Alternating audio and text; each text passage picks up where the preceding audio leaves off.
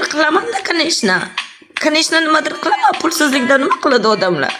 Kaneshna nimadir qilaman. Kimdir tagida yotaman.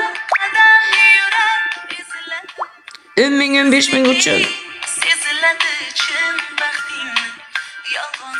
Keyin aytasizlar, "Bajjalab bo'lib ketdi" deysizlar. Lekin o'ylamaydi hech kim shuni. Nima uchun jalab bo'ldi bu? Nima uchun bu narsani qilyapti bu? Nima ish qilyapti bu? Nimaga qilyapti? Majbur bo'lgandir-da. Qarasa yo'q. Jalab bo'lib ketdi deydi odamlar. Lekin nimaga qilganini hech kim bilmaydi.